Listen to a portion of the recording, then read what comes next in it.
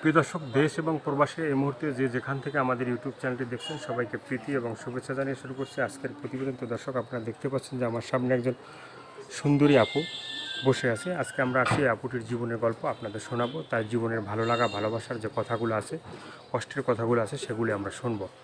আপু, আসসালামু আলাইকুম। ওয়ালাইকুম আসসালাম ভাই। কী নাম ভাই? নুসরাত আহমেদ। নুসরাত, খুব সুন্দর একটা নাম। ঠিক আছে নুসরাত আপা, আজকে আমরা আসছি আপনার জীবনের গল্পটা আমরা শুনবো। আপনার জীবনের যে ভালো লাগা ভালোবাসার যে কষ্টের কথাগুলো আছে সেগুলো একটু যদি বলেন। ভাই, আমার জীবনের কাহিনী, আমার বিয়ে হয়েছিল। হুম আমার স্বামী, আমি ভালোবেসে বিয়ে করছিলাম। ও মা হুম বাপের অবাধ্য হইয়া হুম বাইরে যেই বিয়ে করছিলাম। হুম তাই আমার বাবা মাকে আমার মাইনে নেয় নেই। হুম আমার স্বামীর কাছে আমি যাই ভাড়া থাকতাম, হুম ঢাকা মিরপুর এলাকা।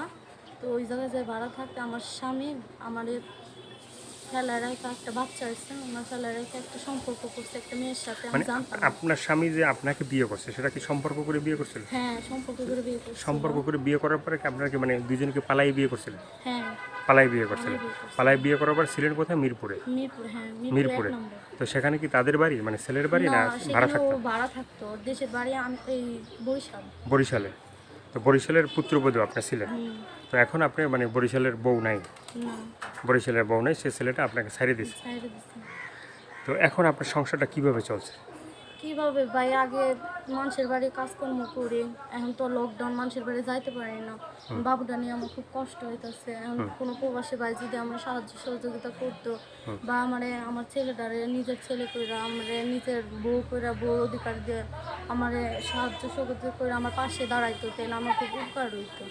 আমি এমন একজন মানুষ চাই যাতে সে আমার সহযোগিতা করে, আমার পাশে দাঁড়ায়, আমার দুঃখের সাথে হয়, সুখের সাথে হয়, এমন একজন মানুষ চাই আমি। এই ধরনের একজন আপনার মানুষ চাচ্ছেন চাচ্ছি। যে আপনার পাশে থাকবে বা আপনার বাচ্চাটাকে বাচ্চা মানে বাবুর মতো জানবে, মানে বাচ্চার মতো নিজেকে নিজের আপন করে আপন করে যদি নিজের বাচ্চার মতো জানে, তো সেই ধরনের একটা মানুষের সাথে আপনার মানে বাকি জীবনটা কাটাতে জীবনটা কাটাতে চাই। কাটাতে যাচ্ছেন। তো এই মানুষের যে জীবন তার বারবার আইব না। এই যে মানুষের জীবন একবার। বরিশালের যে পুত্রবধূ যখন হয়েছিলেন বা বরিশালের ছেলের সাথে যখন আপনার সম্পর্ক ছিল, তো তখন মানে কিভাবে সম্পর্কটা হলো সেটা, সেই গল্পটা যদি একটু বলতেন।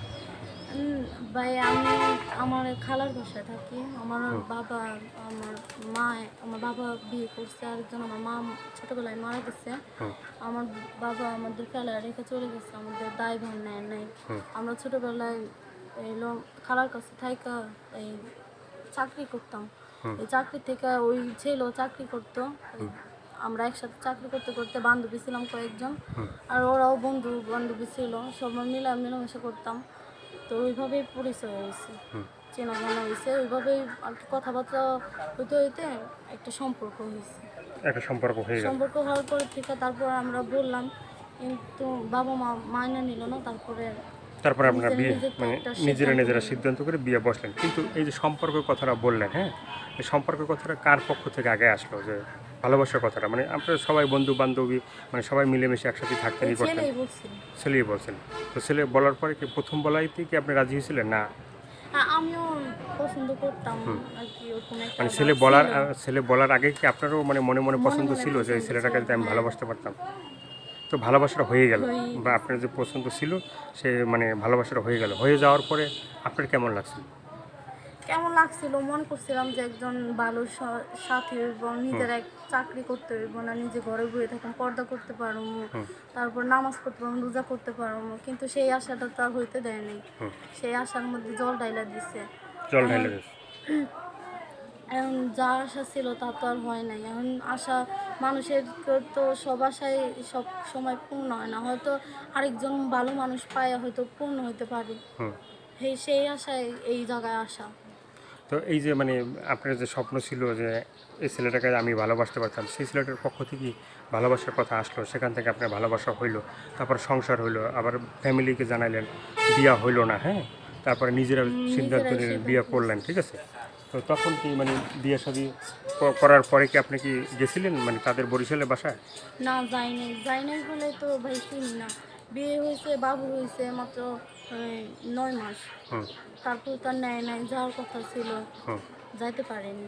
আমি তো চিনি না। তো বরিশালের বাসায় তো যাওয়া হয় না আপনার? না, চিনেনও না চিনি না। তার বাসা কোন জায়গায় বা কি? না। তো এই যে মানে মিরপুরে থাকা হয়েছিল কতদিন? থাকছে এই যে বিয়ে হওয়ার পরে এই জায়গায় থাকছে 1.5 বছর। 1 বছর। 1 বছরের ভিতরে মানে কোনো সন্তানাদি হয়েছিল? হ্যাঁ, একটা ছেলে আছে। একটা ছেলে আছে। ছেলেটা এখন কার কাছে? ছেলেটা এখন আমার কাছে। আমি কি আর মা, আমি কি আর ছেলেটারও ফেলাই দিতে পারি? ছোটবেলা থেকে তো মা নাই, মার দুঃখ তো বুঝি। মানে আপনি বলছেন যে আপনার ছোটবেলা থেকে মা নাই, তো সেজন্য আপনি মায়ের কষ্ট বুঝেন, বা মা না থাকলে ভালো কি হয়? উদ্দেশ্য নিয়ে, ভালো একটা সম্পর্কের লেগে, আমি তো কোনো খারাপ সম্পর্কের লেগে দাঁড়াইছি না। প্রবাসী ভাইদের কাছে আমার বিনীত অনুরোধ যে আমার সাথে কোনো ফাইজলামি করবেন না, কোনো কথা দেওয়া কথা রাখবেন, কথার কোনো অমিল করবেন না। যেমন আমাদের কথার হয়তো সব মানুষ, মেয়ে মানুষ এক হয় না। আমরা আমি বলতে কি, আপনার সাথে কোনো কোনো সময় আপনাদের সাথে কোনো বেইমানি কথা বলবো না, আপনারও কোনো সময় বেইমানি কথা বলবেন না, আর কোনো খারাপ আজে বাজে কথা বলবেন না। আমিও মেয়ে, আপনারও বাসায় মা বোন আছে, তার দৃষ্টিতেই দেখবেন। হয়তো নিজের একটা সম্পর্ক ভালো মানুষের সাথে করতে গেলে একটা ভালো ভালো মতো কথা আছে, তার সাথে প্রিয় মানুষের সাথে, ওইটা হচ্ছে আলাদা ব্যাপার। আর তাছাড়া আমার সাথে কোনো ফাইজলামি কথা বলবেন না। আপনি কি মানে গৃহস্থ ফ্যামিলির মেয়ে? হ্যাঁ, আপনার দেশে বাড়ি কোথায়? আমাদের দেশের বাড়ি আনন্দবাজার। আমিনবাজার। আপনি হচ্ছেন আমিনবাজারের মেয়ে, ঢাকার মেয়ে, আর আপনার শ্বশুরবাড়ি ছিল বরিশালে, বরিশালের পুত্রবধূ। তো বরিশালে অনেকেই মানে এই ভিডিওটা দেখবে, দেখার পরে বরিশালের মানে ছেলেদের উদ্দেশ্যে কিছু বলার আছে? কি বলবো, যাতে আপনাদের ওই দেশের মানুষের ছেলেরা যাতে আর কোনো এরকম বেয়াদবি ব্যবহার তার সাথে না করে, যাতে কারো জীবনে কোনো দিন ছিনিমিনি না খেলে। যার জীবনটা কোনো পুতুল খেলার না, যে একদিন খেললাম মন চাইলো না ভাঙ্গা ফেলাইলাম বা ফেলাই দিলাম, তা না। একজনের সাথে সম্পর্ক করতে গেলে, জীবন করতে গেলে তার ভাইবা চিন্তা করবেন। এটা 2 দিনের সম্পর্ক না যে করলাম মন চাইলো না ভাঙ্গা ফেলাইলাম, এটা করবেন না কেউ। এটাই মানে বরিশালের ছেলেদের উদ্দেশ্যে আপনার কথা। উদ্দেশ্য বললাম। বরিশালে যারা এই ভিডিওটা শুনছেন তাদের উদ্দেশ্যে যে কথাটা আপু বলল, তো আপনারা মানে কোনো মেয়ের জীবন নিয়ে সিনেমিনি করবেন না। এই আপুটি যেভাবে মানে তার জীবনটি মানে নিয়ে সিনেমিনি করছিল, বরিশালের এক ভাই, ওই ভাইটার নামটা বলা যাবে? যে আপনার স্বামীর নাম? সাইফুল। কী নাম? সাইকেল। সাইফুল। সাইফুল ভাই যদি এই ভিডিওটা দেখে থাকেন, অবশ্যই আর কোনো সময় মানে বরিশালের কলঙ্ক আপনি নেবেন না, এভাবে মেয়েদেরকে বিয়ে করে রাইখে চলে যাবেন না, ঠিক আছে? তো আর কিছু বলতে চান বা বলার আছে? কি করবো বলবো ভাই, আমি খুব কষ্টে আছি, অভাবে আছি। কেউ যদি পারেন সাহায্য করেন, আর সবাই ভালো থাকেন।